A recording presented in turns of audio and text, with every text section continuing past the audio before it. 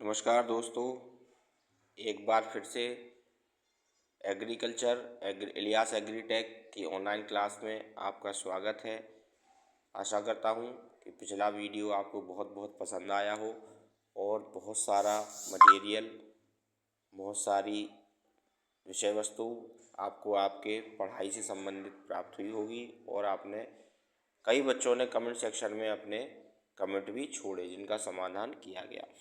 दोस्तों, आज का टॉपिक है पारिस्थितिक तंत्र, जो कि आप स्क्रीन पर देख सकते हैं।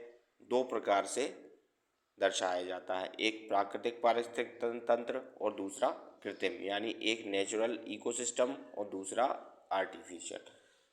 इन विषय वस्तु को समझने के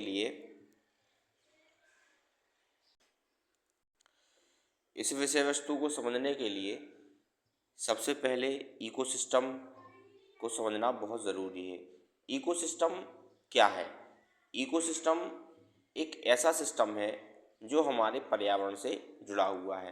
पहले के समय में इकोसिस्टम खाली हमारा पर्यावरणीय दशाओं पर आधारित था, जिसमें तमाम प्रकार की हर्ब्स, श्रब्स, पेड़ पौधे, छोटे बड़े, उत्पादक, गैर उत्पादक, जितनी भी तमाम संपत्ति हमारी जो कृषि से संबंधित है वो आपके पारिस्थितिक तंत्र में आती थी।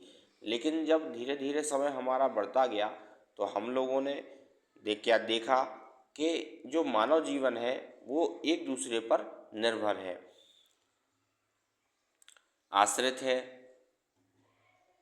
जैसा कि उदाहरण के रूप में बताया जाए कि ऑक्सीजन और कार्बन डाइऑक्साइड, हमारे द्वारा जो ऑक्सीजन है जो ग्रहण की जाती है, जो हमारे लिए लिविंग गैस कहलाती है, वो पेड़ पौधों के माध्यम से छोड़ी जाती है। और जो हमारे माध्यम से गैस उत्पादित की जाती है या छोड़ी जाती है, उसको जो है वृक्ष या पेड़ पौधे अपने श्वसन में अपने जीवन उपरांत उपयोग उसका करते हैं। तो हम लोग एक दूसरे से परिपूरित हैं, एक दूसरे पर डिपेंडेंट हैं, आश्रित हैं। तो जो इकोसिस्टम है, अब एक ही चीज़ एक दूसरे पर निर्भर नहीं है। पशुओं का भी अगर देख लिया जाए, पक्षियों का भी देख लिया जाए, तो कुछ मांसाहारी जीव जंतु भी हैं, कुछ शाकाहारी जीव जंतु भी हैं। पशु पक्षियों का आश्रय, उनके रहने का स्थान भी वृक्ष होते हैं, और जो है वन संपत्ति होती है या कृषि जोतें होती हैं, कृषि वन फसल होती है। तो ये सारी चीज़ें एक दूसरे से कनेक्ट हैं या संबंधित हैं। तो जो पारिस्थितिक तंत्र, जो नवीन पारिस्थितिक तंत्र है, वो एक दूसरे के निचोड़ बेस पे बनाया जाता है।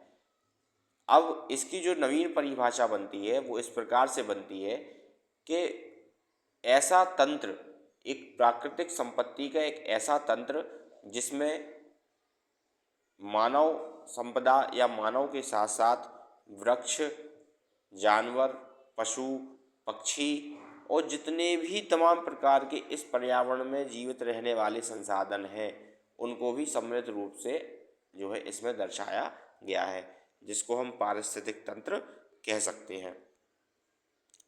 इसके बाद आइए चर्चा करते हैं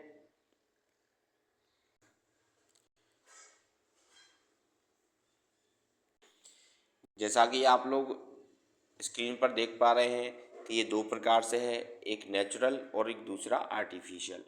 तो नेचुरल में देखा जाए, इसमें जो पौधों एवं जंतुओं की जो विभिन्न प्रजातियां हैं, इनकी बहुलता होती है। सबसे ज़्यादा अधिक मात्रा में नेचुरल इकोसिस्टम में आते हैं। इसके बाद दूसरा जो इसका पॉइंट है, जैविक एवं आनुवांशिक विविधता इनमें सबसे ज़्यादा अधिक होती है, यानी बच्चे उत्पादन करने की क्षमता या अपनी संतान उत्पादन करने की क्षमता इनमें सबसे अधिक पाई जाती है। तीसरा, इस तंत्र में पाए जाने वाले सभी पौधे, जो ऊर्जा का मुख्य स्रोत इनका क्या होता है? सूर्य होता है। यानी अगर इसको देखा जाए तो वृक्ष जो हमारे हैं वो अपना भोजन किसकी उपस्थिति में बनाते हैं? सूर्य के प्रकाश की उपस्थिति में। यानी जो आपकी फोटोसिंथेसिस की प्रक्रिया है, वो आपके प्रकाश संश्लेषण की जो प्रक्रिया है, उसको पेड़ पौधे अपना भोजन बनाने में उपयोग करते हैं, जिसके लिए सूर्य का प्रकाश बहुत ज़रूरी होता है। इसके बाद इस तंत्र में भोजन श्रृंखला लंबी व जटिल होती है। हमारे लिए जो ऊर्जा का स्तर होता है वो तत्कालिक है। हमें भूख लगी, प्यास लगी, तो जो भी हमने भोजन ग्रहण किया, पानी पिया, जो भी हमने अपने शरीर में ग्रहण किया, उससे हमें एनर्जी लेवल तत्काल मिलता है, यानी हमें जो हमारा जो एनर्जी है वो तुरंत हमें उसका सोर्स प्राप्त हो जाता है। लेकिन वृक्षों के साथ ऐसा नहीं होता। वृक्ष जब पूरे दिन भर की अपनी 12 से 14 घंटे की प्रोसेस करते हैं, तो शाम के वक्त अपना एनर्जी लेवल रात को जीवित रहने के लिए, या सूर्य के प्रकाश जब चला जाता है सूर्य अस्त के बाद, उसके लिए अपना एनर्जी लेवल, यानी जो भी उन्होंने दिन भर मेहनत की अपना भोजन जुटाने में, उसका जो विकास है या उसका जो क्रिया प्रतिक्रिया का जो रिजल्ट है, जो रिस्पॉन्स है, वो शाम के वक्त यानी सूर्य अस्त के समय दिखाई देता है, जिसको वो रात्रि में इस्तेमाल करते हैं। इसके बाद अगला, पारिस्थितिकी अनुक्रम प्राकृतिक रूप से एक लंबे अंतराल में पूरा होता है। जैसा कि मैंने आपको बताया, इसका जो समय सीमा है यह बहुत लंबी है। इसके बाद अगला, पोषक तत्वों का प्राकृतिक पुनरावर्तन होने के कारण अधिक एवं उचित उपयोग होता है। यानी पोषक तत्व इसमें पर्याप्त मात्रा में पाए जाते हैं। इसमें हम ना तो अधिक दे सकते हैं, ना ही कम दे सकते हैं। हमें पोषक तत्वों को बिल्कुल निश्चित तौर पर, निश्चित सीमा में, एक पर्याप्त समय अंतराल के अनुसार ही देना पड़ता है, जिससे उनकी अंशतः या अंशकालिक मृत्यु ना हो जाए। क्योंकि जब कोई बच्चा पैदा होता है या किसी हम वृक्ष को, छोटे वृक्ष को लगाते हैं, उसको हम उत्पादित करते हैं या उसको नर्सरी के माध्यम से उगाते हैं, तो हमें उसकी बड़ी ही देख रेख की ज़रूरत पड़ती है। जब वह वृद्धि हो जाती है, उसकी पर्याप्त वृद्धि विकास वो अपनी कर लेता है, तो उसका जो विकास है वो पर्यावरणीय परिस्थितियों में सुचारू हो जाता है। इसके बाद अगला, उत्पादकता अनिश्चित होती है, जो पर्यावरण के अनुसार कम और ज़्यादा भी हो सकती है। जैसे एग्जाम्पल भी इसमें दिया हुआ है, उपोष्ण जलवायु में उत्पादकता अधिक होती है जबकि मरुस्थल में कम। तो मरुस्थल में देखा जाए, हमारे नागफनी, कैक्टस जैसे जो पौधे हैं, जिनकी जो पत्तियां हैं वो कटीला स्वरूप ले लेती हैं। अब पत्तियों का कटीला स्वरूप होना क्या है, उसका कारण यही है कि हमारी जो मरुस्थलीय नागफनी जैसे पौधे जो मरुस्थल में पाए जाते हैं, वहाँ पर पानी की विशेष तौर पर कमी है। तो उस कम पानी में जीवित रहने का ये एक तरीका है, जिसमें जो पत्तियाँ होती हैं वो कांटों के रूप में परिवर्तित हो जाती हैं। इसके बाद बात करते हैं आर्टिफिशियल इकोसिस्टम की। इसमें एक प्रमुख वनस्पति यानी एक ही पौधा उपयोग होता है जिसकी बाहुलता होती है। इसके अलावा आसपास उगने वाली वनस्पति को खरपतवार ही कहा जाता है। अगर वृक्ष के आसपास या वृक्ष के बेसल क्षेत्र में या रूट एरिया में अगर कोई नीचे घास फूस या कोई भी एक छोटा छोटा पौधा अचानक से उग जाता है, या किसी जानवर, पशु पक्षी के मल मूत्र से संपर्क में आकर के वो उग जाता है, ग्रो कर जाता है, तो उसको हम खरपतवार की कैटेगरी में ही रखेंगे। यानी जो हमारा मुख्य है, जिसको हमने उगाया, चाहे वह बीज से के माध्यम से हो, चाहे वह कृत्रिम प्रसारण के माध्यम से, उसी उसी को मुख्य माना जाता है। इसके अलावा अगला, आनुवांशिक विविधता बहुत कम या बिल्कुल भी नहीं होती है।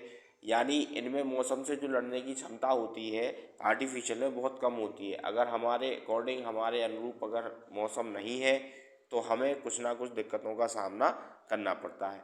या तो उन वृक्षों की या उन पौधों की अकस्मात मृत्यु हो जाती है, या वो डोरमेंट पोजीशन में चले जाते हैं, यानी सुसुप्तावस्था में चले जाते हैं। इसके बाद अगला, इस तंत्र में पौधे के लिए ऊर्जा का मुख्य स्रोत सूर्य का प्रकाश ही होता है। ये दोनों में समान है, लेकिन खाद व उर्वरक देने पर भी इन्हें पोषक तत्व उपलब्ध कराए जाते हैं। यानी इससे जो प्रसारण होता है वो सूर्य की ऊर्जा के अलावा हमें खाद उर्वरक भी इनको अतिरिक्त मात्रा में देने पड़ते हैं, जिसका सबसे अच्छा एग्जाम्पल आपका कृषि होता है, खेती होता है। जो हम कृषि कार्य करते हैं, फसल उत्पादन करते हैं, उसमें हमें अलग से फसलों के लिए, पौधों के लिए खाद जो है देना पड़ता है, जो कि उनके वृद्धि विकास में सहायक होते हैं। इसके बाद अगला इसका पॉइंट देखें, भोजन श्रृंखला में, तो भोजन श्रृंखला इनकी अपूर्ण होती है, क्योंकि अवांछनीय जो पौधे होते हैं उनकी जो वृद्धि विकास भोजन है वो खरपतवार उनकी नष्ट कर देते हैं।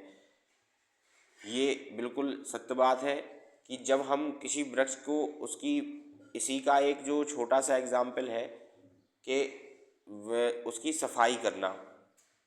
अगर हम किसी वृक्ष की या किसी पौधे के निचले स्तर पर उसकी सफाई पर्याप्त रूप से नहीं करते हैं, तो वृक्ष की पूर्ति या वृद्धि विकास को रोकने के लिए उसके आसपास खरपतवार उग जाते हैं, और वो खरपतवार उसका सारा जो है न्यूट्रिशन, जो भी उसकी मेहनत होती है, भोजन इकट्ठा करता है, वो सारा वो प्रोटीन ले लेता है, जिससे हमारे जो खरपतवार हैं वो हमारे वृक्ष से ज़्यादा डेवलप कर जाते हैं, विकास कर जाते हैं।